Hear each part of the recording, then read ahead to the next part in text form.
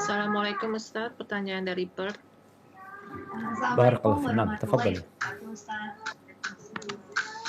saya mau bertanya, kan kebetulan nih di Perth subuhnya tuh kan sangat-sangat awal sekali, kurang lebih sekitar jam 3 lebih 15-an gitu Ustaz.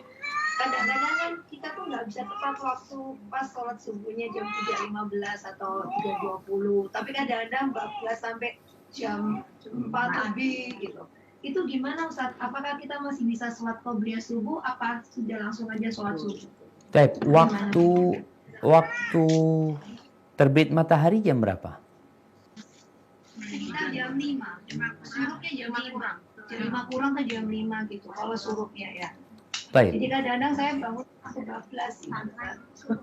Iya, 14. Jadi kayak kadang-kadang saya sholat qobliyah, kadang saya enggak. Jadi saya pikir gimana hukumnya kalau bisa langsung sholat, apa saya langsung sholat subuh? Jazakallah khairan Ustaz. Nah, barakallahu fiik. Ya jemaah. Subhanallah ya. Setiap daerah itu beda-beda waktu subuhnya. Apa yang harus dilakukan? Kita ini alhamdulillah tahu dengan yang kita perlukan. Sebelum subuh itu ada waktu yang mustajab. Sholat malam. Maka nasihat ana ya pada semua perempuan lah. Ya pada semua umat Islam tentunya.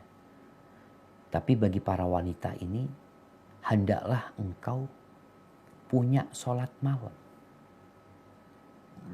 Walaupun hanya 3 rakaat, witir. Dan ini menuntut kita untuk bangun sebelum subuh. Witir, 3 rakaat. Nabi SAW beliau biasa ketika sholat malam, selesai beliau sholat malam, beliau membangunkan Aisyah. Udah mau subuh, beliau bangunkan Aisyah untuk sholat malam. Aisyah radhiyallahu anha. Jadi usahakan kita melakukan itu.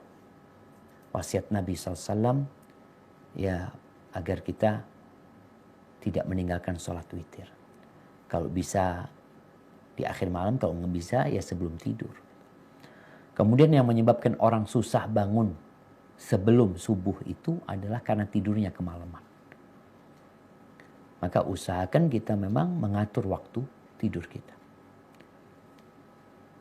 Lalu berkaitan dengan sholat qobliyah subuh, sholat fajar, sholat sebelum subuh ini. Apakah bisa dilakukan walaupun kita nggak di awal waktu? Umpamanya tadi dikatakan waktu syuruknya itu jam 5. Bolehkah kita sholat subuhnya 5:30? Kalau bicara boleh, boleh aja. Dan sebelum sholat subuh, bolehkah kita sholat qobliyah subuh? Selama waktu subuhnya masih ada, maka hendaklah kita sholat qobliyah subuh. Tapi kalau waktu subuhnya mau habis, contohnya kita ini hanya bisa sholat 2 rakaat subuh atau 2 rakaat qobliyah. Yang jelas setelah sholat 2 rakaat akan syuruk. Bukan akan syuruk, matahari akan terbit. Matahari terbit karena sholat syuruk atau sholat duha di awal waktu itu adalah setelah syuruk kira-kira 10-15 menit. Kita ini sholat 2 rakaat hanya bisa 2 rakaat. Nggak bisa lebih. Maka ketika kita tahu hanya bisa 2 rakaat saja karena waktu subuhnya mau habis atau juga habis kalau kita sholat 2 rakaat, hendaklah kita sholat subuh tanpa qobliyah. Terus qobliyahnya kapan dilaksanakan Ustaz? Bagi orang yang biasa melakukan sunnah qobliyah subuh, maka boleh dia ganti, dia qadha nanti setelah waktu duha. Ketika masuk waktu duha diganti. Jadi selama masih ada waktu, hendaklah qobliyahnya ya sebelum subuh. Bukan di waktu duha, bukan digantikan ketika memang ada waktu ini buat perempuan. Wallahu a'lam bishawab.